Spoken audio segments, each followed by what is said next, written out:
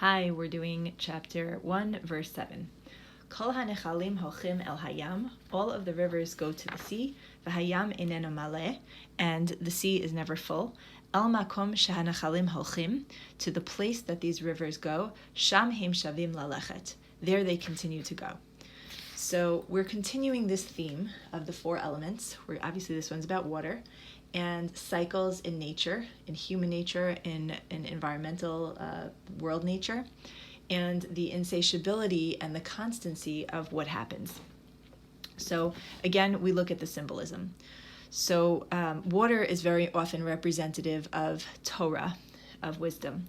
So all of the rivers go to the sea. All the multiple streams and opinions and rivulets of thought lead into the global collection of mankind, right?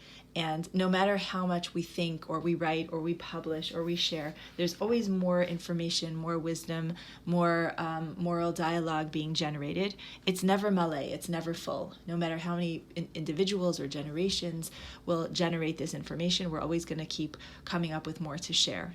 And in fact, the Talmud is often called the Yam HaTalmud because it's just sort of like this endless supply of thought-provoking knowledge and wisdom and information for us to digest and process and apply and figure out.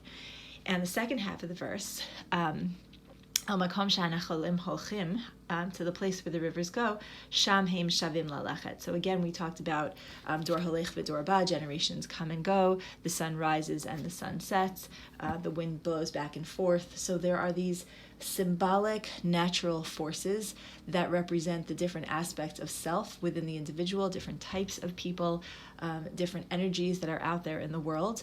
But there's this like unending cyclical process of the insatiability of man in any way, like the spirituality, the wisdom seeking.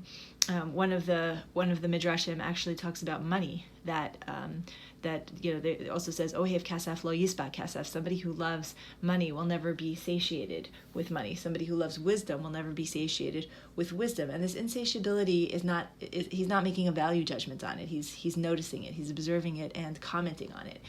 But insatiability could be a good thing because it's what keeps us going and pursuing and striving. And it can also be a very draining thing. The fact that he's going to talk more about this in future verses and chapters, but the fact that no matter how hard we pursue goals, there are always going to be more goals or we can kind of keep moving the finish line. And again, this is the nature of individual people. This is the nature of civilizations, of cultures, of religious groups. It never ends, and he's kind of taking this bird's eye view, this bird's eye perspective and saying like, once this is the case, and again, that we go to that dichotomy of existential angst and philosophical questioning and musing, and it's all part of his process.